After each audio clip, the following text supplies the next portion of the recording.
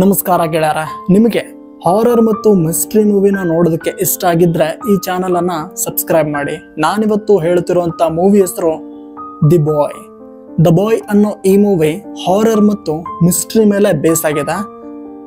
Story ಹೇಳ್ತೀನಿ, ಸ್ಪಾಯ್ಲರ್ನ ನಾನು ನಿಮಗೆ ಕೊಡೋದಿಲ್ಲ.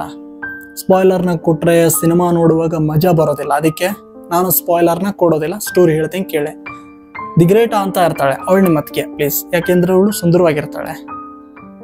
ನನ್ನ favourite actor actually. So great ಆ ಕೆಲಸ ಏನು ಅಂದರೆ ಮಕ್ಕಳನ್ನು ನೋಡ್ಕೊಳೋದು. ಅವಳ ಕೆಲಸನೇ ಅದು.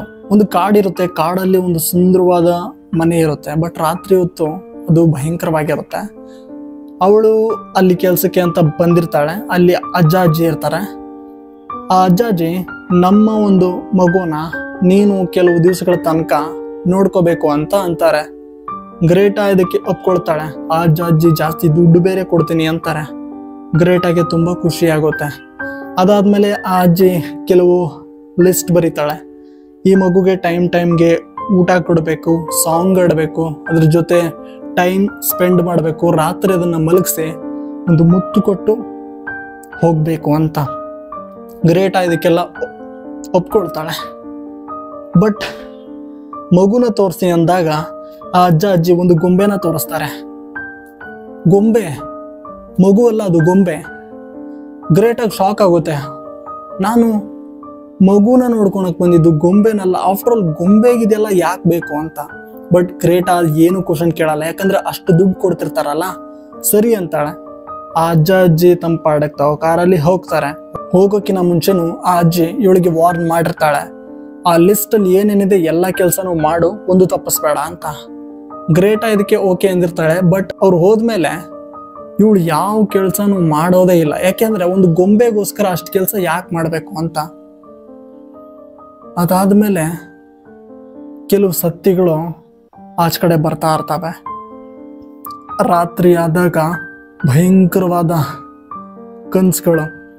ಗೊಂಬೆ ಅವಳ ಜೊತೆ ಏನೋ ಮಾತಾಡ್ತು. ಗೊಂಬೆ ಅವಳಿಗೆ ಕಾಟ ಕೊಡೋದಕ್ಕೆ ಶುರು ಮಾಡುತ್ತೆ. ಒಟ್ಟಿನಲ್ಲಿ ಯಾವ ರೀತಿ ಕಾಟ ಕೊಡುತ್ತೆ ಅಂದರೆ ನೀವು ನಂಬೋದಕ್ಕೆ ಆಗಲ್ಲ. ಈ ಸಿನಿಮಾನ ನೋಡೋಕಿನ ಮುಂಚೆ ಇಯರ್ಫೋನ್ಸ್ಗಳನ್ನು ಬಳಸಿ, ಹಾಗೆ ರಾತ್ರಿ ಹೊತ್ತು ಈ ಸಿನಿಮಾನ ನೋಡಿ, ನಿಮಗೆ ತುಂಬಾ ಭಯ ಆಗುತ್ತೆ. ಓಕೆ ಫ್ರೆಂಡ್ಸ್, ನಾ ಇಷ್ಟೇ ಹೇಳೋದು. ಕಂಪ್ಲೀಟಾಗಿ ಸ್ಟೋರಿ ನಿಮಗೆ ಹೇಳಿದ್ರೆ ಆಮೇಲೆ ನಿಮಗೆ ಮೂವಿ ನೋಡೋವಂಥ ಇಂಟ್ರೆಸ್ಟ್ ಬರೋದಿಲ್ಲ. ಬಟ್ ಕಂಪ್ಲೀಟಾಗಿ ನೋಡಿದ್ರೆ ಲಾಸ್ಟ್ ಸೀನ್ ಮಾತ್ರ ಭಯಂಕರವಾಗಿದೆ. ನನಗಂತೂ ತುಂಬಾ ಇಷ್ಟ ಆಯಿತು. ನಿಮಗೂ ಇಷ್ಟ ಆಗುತ್ತೆ ಅಂತ ನನಗೆ ಗೊತ್ತಿದೆ. ಇಷ್ಟ ಅಂದ್ರೆ ಆ ರೀತಿ ಇಷ್ಟ ಅಲ್ಲ, ಬಟ್ ನಿಮಗೆ ಭಯ ಆಗಿ ನಿಮ್ಮ ಬೀಜ ಬಾಯಿಗೆ ಬರುತ್ತೆ ಅಷ್ಟೇ. ತುಂಬ ಚೆನ್ನಾಗಿದೆ. ಪಾರ್ಟ್ 1 ಚೆನ್ನಾಗಿದೆ, ಪಾರ್ಟ್ 2 ನಾನಿನ್ನ ನೋಡಿಲ್ಲ. ಬಟ್ ಪಾರ್ಟ್ 1ನ ಕಂಪ್ಲೀಟಾಗಿ ನೀವು ನೋಡಿ. ದ ಬಾಯ್ 2016 ರಿಲೀಸ್ ಆಗಿರೋವಂಥ ಮೂವಿ. ಸೊ ನೆಕ್ಸ್ಟ್ ವಿಡಿಯೋದಲ್ಲಿ ಸಿಗ್ತೀನಿ ಗೆಳೆಯರೆ. ಅಲ್ಲಿ ತನಕ ಕಾಯ್ತಾರೆ. ಪರವಾಗಿಲ್ಲ, ನಾನೇ ಬರ್ತೀನಿ.